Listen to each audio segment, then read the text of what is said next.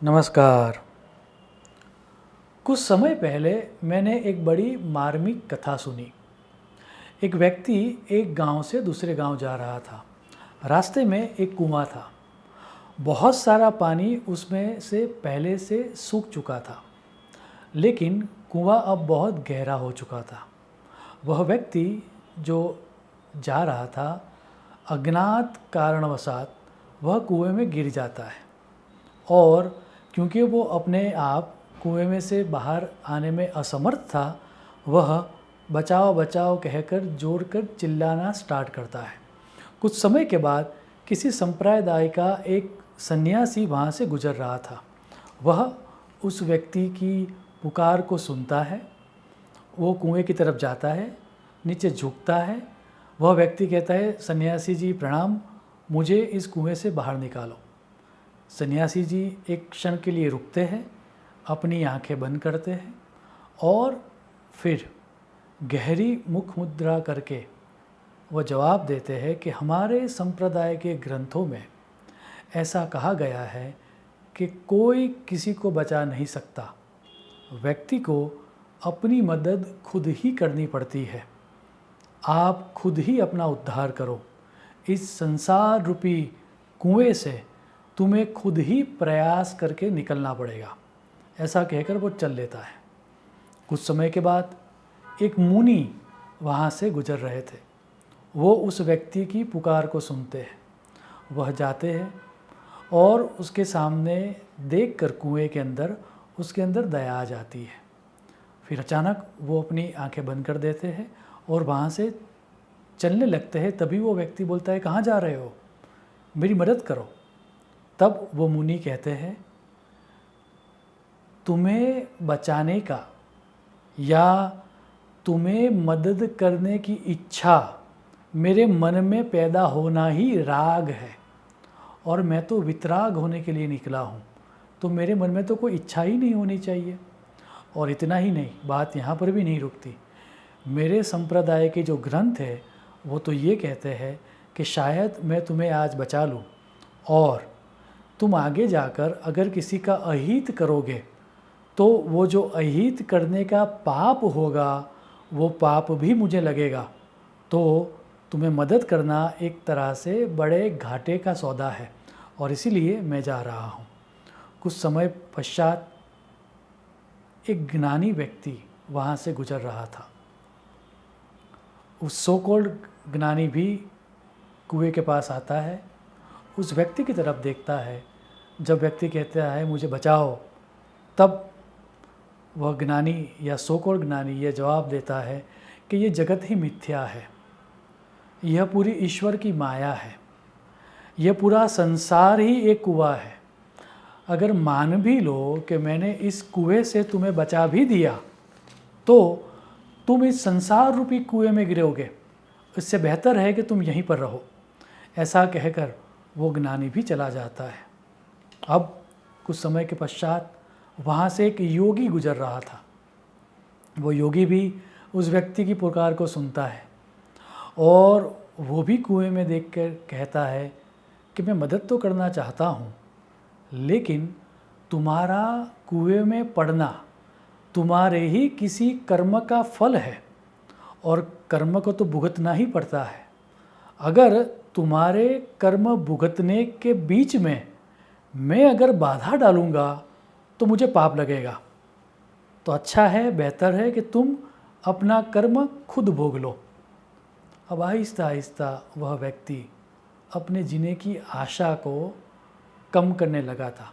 तभी कुछ समय के बाद वहाँ से एक सांप्रदायिक नेता गुजर रहा था।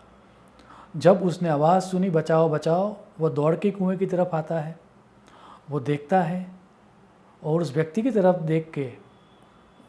देख के वो नेता बोलता है कि सबसे पहले तो तुम मुझे ये बताओ कि तुम कुएं में गिरे कैसे। वो व्यक्ति समझाता है। पूरी बात को समझने के बाद वो सांप्रदायिक नेता कहता है कि ये बात सुनने के बाद एक बात मेरे दिमाग में आती है कि तुम्हारा कुएं में गिरना, उसके पीछे ये सरकार जिम्मेवार है। अगर कुएं के आसपास सेफ्टी मेजर्स लगाए होते तो तुम कुएं में गिरते ही नहीं। तुम थोड़ा ठहरो, रुको, मैं दौड़ के गांव की तरफ जाता हूँ, गांव लोगों को यहाँ पर बुला के लाता हूँ और तुम्हारी अवस्था को दिखा के ये स्पष्ट करता हूँ कि ये सरकार कितनी लापरवाह है। इतना कहकर वह दौड़ के चला जाता है। अब इतना सब कुछ होने के बाद उस व्यक्ति के अंदर बिल्कुल आशा की उम्मीद नहीं रही थी।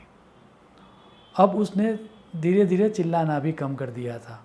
पानी के अंदर तैरने की जो उसकी आवाज़ आ रही थी वो भी अब धीरे धीरे आहिस्ता आहिस्ता कम आ रही थी, क्योंकि अब वो थक चुका था। तभी ऊपर से आवाज़ आती है, कोई कुएं में गिर गया है क्या? वो ऊपर उठता है तो एक सज्जन महाशय वहाँ पर खड़े थे। उन्होंने उस व्यक्ति की तरफ देख के बोला कि हाँ, मैं गिर गया हूँ, मुझे बचाओ प्लीज़। वो व्यक्ति जो ऊपर खड़ा था वो रस्सी फेंकता है। एक रस्सी नीचे आती है, उसको पकड़ के वो जो कुएं में पड़ा हुआ व्यक्ति था वो बाहर आता है। कुछ समय संभलने के बाद वो कुएं में पड़ा हुआ व्यक्ति बचाने वाले को थैंक यू बोलता है, आपका आभार। तब जिसने बचाया उसने कहा, नहीं मित्र, मुझे तुम्हारा आभार मानना चाहिए। तब उसको सरप्राइज़ होती है। वो व्यक्ति पूछता है कि मैंने क्या किया तुम्हारे लिए? तब वो बताता है कि जब से तुम कुएं में गिरे थे तब से मैं यहाँ पर ही था, लेकिन मेरा संप्रदाय ये कहता है कि अगर आप किसी के प्राणों को बचाओगे, किसी के प्राणों की रक्षा करोगे तो ही तुम्हें स्वर्ग में जगह मिलेगी। तो जब तुम पहली दफ़े गिर गए और सबको मदद मांगने के लिए पुकार दे रहे थे, तब तो तुम मृत्यु के नज़दीक नहीं थे, तुम्हारे में बहुत ताकत थी।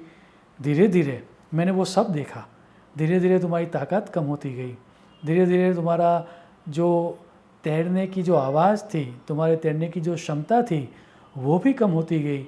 और तब तक मैं वेट करता रहा, तब तक कि जब तक तुम थोड़ा पानी भी ना पी जाओ। जब मुझे तय हो गया कि अब तुम मृत्यु के नज़दीक हो, तभी मैंने रस्सी फेंकी, क्योंकि हमारे शास्त्रों में या हमारे संप्रदाय के ग्रंथों में ऐसा स्पष्ट कहा गया है कि अगर तुम किसी को प्राण दान दोगे, किसी की लाइफ को सेव करोगे, तो ही तुम्हें स्वर्ग में जगह मिलेगी। तो मैं तो कई दिनों से हाथ में रस्सी लेकर इस जंगल में भटक रहा था। बहुत सारे दिनों से कोई कुएं में गिरा ही नहीं था। तुम कुएं में गिर गए और तुमने मुझे एक अपॉर्चुनिटी दी स्वर्ग में जाने की, और स्वर्ग में मेरा स्थान फिक्स किया। उसके लिए मैं तुम्हारा धन्यवाद करता हूँ। स्टोरी सुनने के बाद हंसी भी आती है और सांप्रदायिक परिस्थितियों को देखकर दया भी आती है, क्योंकि संप्रदाय के सिद्धांतों को सही तरह से न समझने के कारण आज इस तरह की परिस्थितियों का निर्माण हुआ है। सब संप्रदायों की धर्म की अपनी अपनी अलग अलग डेफिनेशन है, लेकिन आपको जान के आश्चर्य होगा कि धर्म क्या है। वह समझाने का काम वेद व्यास जी ने सिर्फ और सिर्फ एक श्लोक में किया हुआ है। पूरे श्लोक में भी अगर ना कहूँ तो मैं कहूँगा श्लोक की आधी लाइन में किया हुआ है। आप वेद व्यास जी के शब्द देखें, श्रूयताम धर्म सर्वस्वम श्रुत्वा चैव अवधार्यताम आत्मनः प्रतिकूलानि परेशान न समाचरेत। श्लोक कहता है कि धर्म का सार या धर्म क्या है उसकी समझ एक पंक्ति में दी जा सकती है। जो व्यवहार या आचरण हमको हमारे लिए पसंद न हो, उस तरह का आचरण या उस तरह का व्यवहार हमें किसी के साथ भी नहीं करना चाहिए। दैट मीन्स प्रत्येक कर्म में या प्रत्येक बिहेवियर के पहले वो बिहेवियर, चाहे वह कायिक कर्म हो या फिर वो वाचिक कर्म हो या फिर वो मानसिक कर्म क्यों न हो, सब कर्म करने से पहले हमें अपने आप को सेंटर में रखना है। अपने को सेंटर में रख के हमें ये सोचना है कि अगर कोई व्यक्ति मेरे साथ ऐसा व्यवहार करेगा तो क्या मुझे ये पसंद आएगा? अगर हमारा जवाब हाँ है तो वो कर्म धर्म है, ऐसी वेद व्यास की घोषणा है। याद रहे, यही धर्म है कि जब हम अपने आप को सेंटर में रखते हैं और जो व्यवहार हम चाहते हैं कि दूसरे हमारे साथ करें, वैसा ही व्यवहार हम दूसरों के साथ करें, वही धर्म है।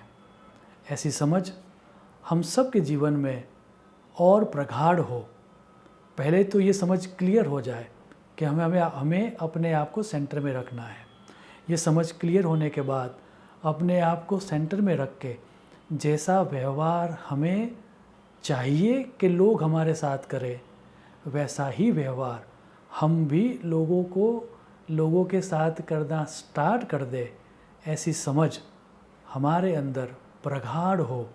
ऐसी प्रभु चरण को प्रार्थना करके मैं मेरी बात को विराम दूंगा। शुभम भवतु। प्रणाम।